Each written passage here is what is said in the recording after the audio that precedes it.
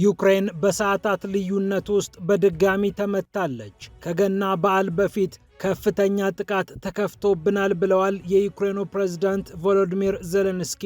ፑቲንን ተው በሉልን ብለዋል። ይህ እንደተጠበቀ ሆኖ በዩክሬን ገብተው ሲዋጉ የነበሩ የአሜሪካ ወታደሮች በሩሲያ የድሮን ጥቃት መሞታቸው ተነግሯል። ቤተሰቦቻቸውም መርዶውን ሰምተዋል። በሺዎች የሚቆጠሩ ወደ ዩክሬን ገብተው ለዩክሬን ሲሉ እየተዋጉ የሚገኙ ወታደሮችን መግደል ያላቆመችው ሩሲያ አሁንም ጥቃቷን አጠናክራለች። በሌላ በኩል የአሜሪካው ፕሬዝዳንት ዶናልድ ትራምፕ ግሪንላንድ ደሴትን እጠቀልላለሁ ማለታቸውን ቀጥለዋል። ውዝግቡ ከአውሮፓዊቷ ዴንማርክ ጋር ጦፏል። እንዲሁም ፈረንሳይም ብሪታንያም ከታጠቁት የጦር መርከብ የረዘመውን ሰርቼ አሳያቸዋለሁ እያለች ትገኛለች። በዓለማችን ላይ የአሜሪካው ፕሬዝዳንት ዶናልድ ትራምፕ ሃይፐርሶኒክ መተኮስ የሚችል ልዩና ዘመናዊ እንዲሁም ግዙፍ የሆነ የጦር መርከብ ይፋ ሲያደርጉ፣ ቱርክ ደግሞ እኛም አለን ሙዚቃ ብላለች። ወደ ሊቢያ ስናቀና ነገሩ ውስብስብ ብሏል። ፓኪስታን የቻይና የጦር መሳሪያዎችን ወደ ሊቢያ ልትልክ መሆኑ ተሰምቷል። $4 ቢሊዮን የሚያወጡትን እነዚህን የጦር ጀቶችና ሌሎች የጦር መሳሪያዎች በካሊፋ ሀፍታር የሚመራው የሊቢያ ብሔራዊ ጦር በእጁ እንደሚያስገባ እየተጠበቀ ይገኛል። ግብፅን፣ ኤምሬትስን፣ ሳውዲን፣ ቱርክን፣ ቻይናን፣ ሩሲያን፣ አሜሪካን እና ሌሎች ሀገራትን ለጉድ ያጠላለፈው ይህ ስምምነት መነጋገሪያ ሆኗል። ፒያሳ ኔትወርክን ስትከታተሉ ሁሉንም በጥልቀት ታገኛላችሁ። ፒያሳ ኔትወርክን ሰብስክራይብ፣ ላይክ እና ሼር በማድረግ የተአማኒ የፈጣንና የጥልቅ ዘገባዎች ቤተሰቡን ስንል በአክብሮት ጋብዘናል። አሁን ወደ ጉዳዮቻችን አለፍን።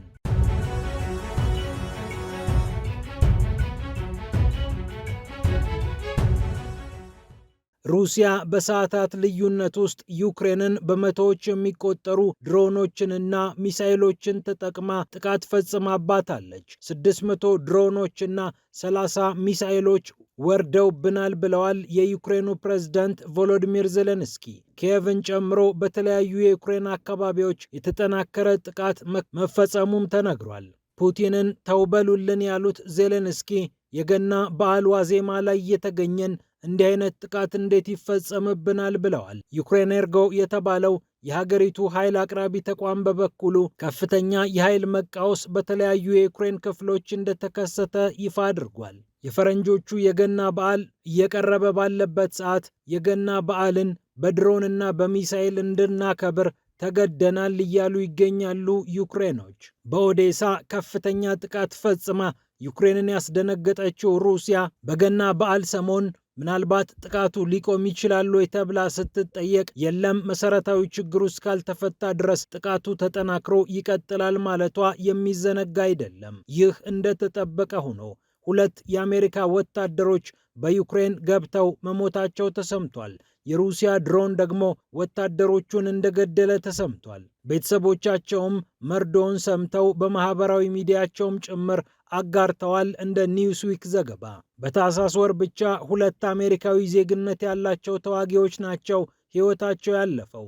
ብራያን ዛኬሪ እና ቲዋይ ዊንጌት ይባላሉ።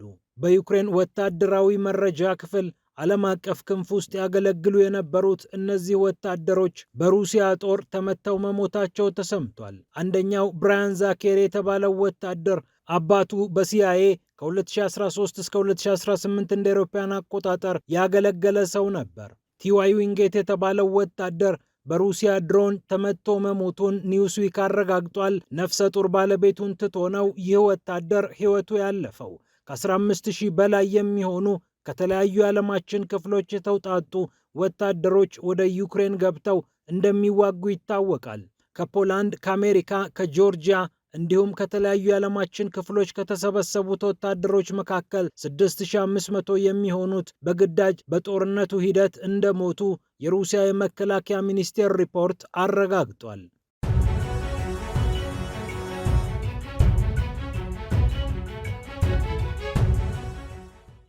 በሌላ በኩል የአሜሪካው ፕሬዝዳንት ዶናልድ ትራምፕ ግሪንላንድን ካልጠቀለልኩ የሚለውን ሐሳባቸውን አሁንም አልተውትም። በቅርቡ ለግሪንላንድ ልዩ ልዑክ መሾማቸውን ተከትሎ አዲስ ውዝግብ ተቀስቅሷል። ዴንማርክም እንዴት ተደርጎ ይህ ይሆናል ብላ እየተቆጣች ትገኛለች። ዶናልድ ትራምፕ ደግሞ ለብሔራዊ ደህንነታችን ሲባል ግሪንላንድ ታስፈልገናለች እያሉ ይገኛሉ።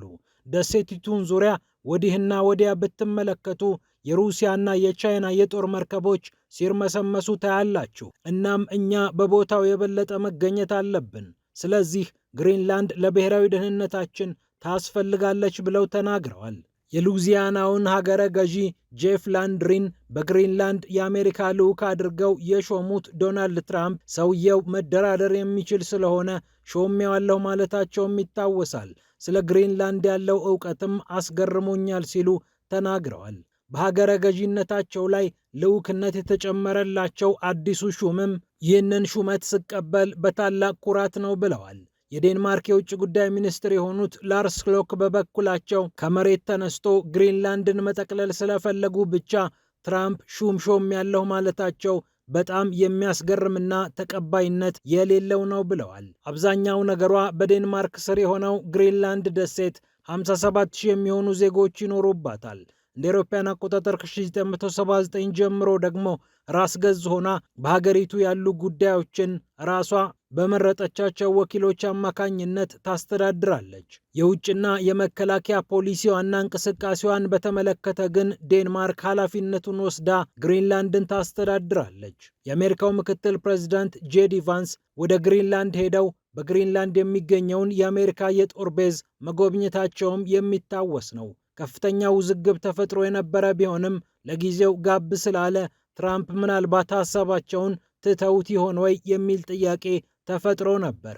ትራምፕ ግን ልዑክ በመሾም እንዳልተዉት አረጋግጠዋል። ጄዲ ቫንስ እና ሌሎችም የትራምፕ ባለስልጣናት እኛ ግሪንላንድን በወታደራዊ ጉልበት መጠቅለል አንፈልግም፣ ይልቁኑ በግሪንላንድ የሚገኙ ዜጎች ከዴንማርክ ተነጥለው ወደ አሜሪካ የሚመጡ ከሆነ ግን እንቀበላቸዋለን እያሉ እንደሚገኙ ይታወቃል።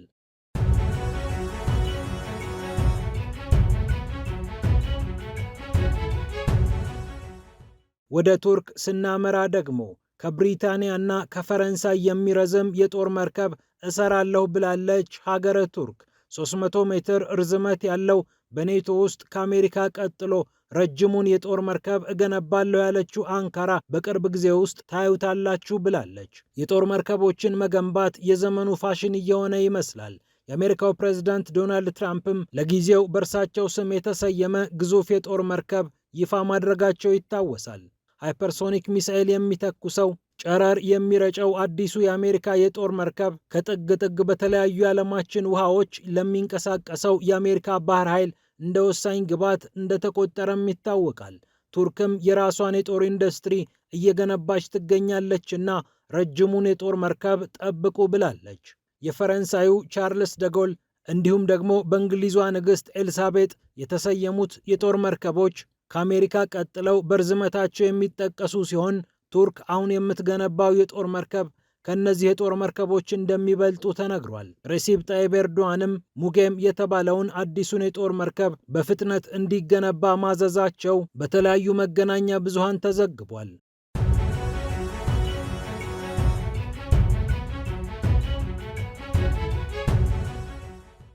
በመጨረሻም የሊቢያ ጉዳይ ውጥንቅጡ ወጥቷል። ፓኪስታን ለካሊፋ ሀፍጣር ቡድን $4 ቢሊዮን የሚያወጣ መሳሪያ ለመሸጥ መስማማቷ በነገሩ ላይ ሌላ እሳት ቀስቅሷል። እነዚህ የጦር መሳሪያዎች ደግሞ ፓኪስታን ከቻይና ጋር በመተባበር የምታመርታቸው መሆኑ የበለጠ መነጋገሪያ እንዲሆን አድርጓል። ቻይና ሰራሾቹ የጦር መሳሪያዎች በፓኪስታን ምድር ይመረታሉ። ጄኤፍ-17 የጦር ጀቶች ይባላሉ። ፓኪስታን ለካሊፋ ሀፍጣር ቡድን ጄኤፍ-17 ተዋጊ ጀቶችን ለመሸጥ ነው የተስማማችው። ቻይናና ፓኪስታን ጥብቅ ወታደራዊ ግንኙነት ያላቸው ሲሆን ከህንድ ጋር ፓኪስታን በገባችበት ውዝግብ የቻይና የጦር ጀቶች ከፍተኛ ሚና እንደተወጡላት ይነገራል። በሁለት አስተዳደሮች ስር የምትገኘውና ጸጥታዋ በሚገባ ያልተጠበቀላት ሊቢያ በአንድ ወገን የካሊፋ ሀፍጣሩ የሊቢያ ብሔራዊ ጦር ሲያስተዳድራት፣ በሌላ በኩል ደግሞ በተባበሩት መንግስታት ድርጅት እውቅና የተሰጠውና ቱርክ የምትደግፈው የትሪፖሊው መንግስት እንደተፋጠጡ ይገኛሉ።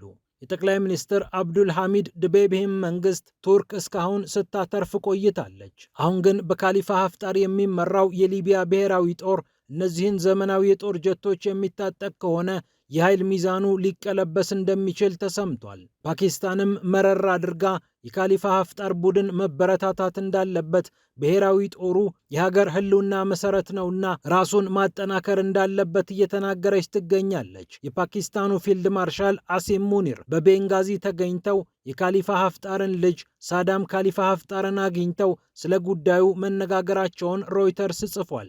ሊቢያ የአንበሶች ምድር ናት ያሉት ሙኒር ሊቢያውያን የበለጠ እንዲጀግኑ ጥሪ አቅርበዋል።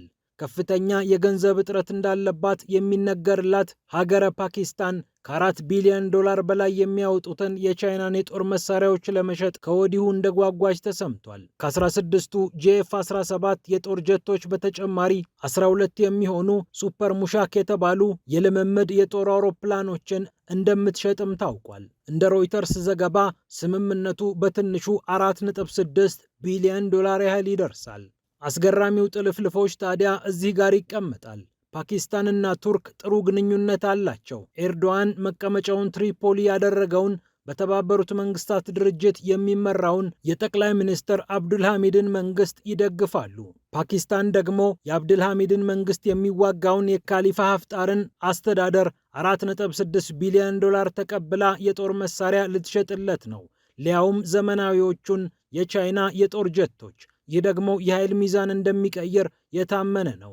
ሌላኛዋ ሀገር ደግሞ ግብፅ ናት። ግብፅ ከካሊፋ ሀፍጣር መንግስት ጋር ልዩ ትብብር እንዳላት ይታወቃል። ይህ ስምምነት ለእርሷ ጠቃሚ ተደርጎ ሊወሰድ ይችላል። የተባበሩት አረብ ኤምሬትስም እርምጃውን መውደዱ አይቀርም። ምናልባትም ለካሊፋ ሀፍጣር ገንዘቡን አውጥታ የምትሰጠው እርሷም ልትሆን ትችላለች። አስገራሚው ጥልፍልፎች ታዲያ የካሊፋ ሀፍጣር መንግስት አርኤስኤፍ የተባለውን በሱዳን የሚገኘውን የአብዱልፈታህ አልቡርሃንን መንግስት እየተዋጋ የሚገኘውን ኃይል ይደግፋል። ግብፅ ካሊፋ ሀፍጣርን ትደግፋለች። ካሊፋ ሀፍጣር በበኩሉ ግብፅ የማትወደውን ኃይል በሱዳን ይደግፋል። የኤምሬትስን መሳሪያዎችም እያሻገረ ያስገባለታል። ሌላኛው አስገራሚ ጥልፍልፎች ደግሞ ፓኪስታንን፣ አሜሪካንና ቻይናን ይመለከታል።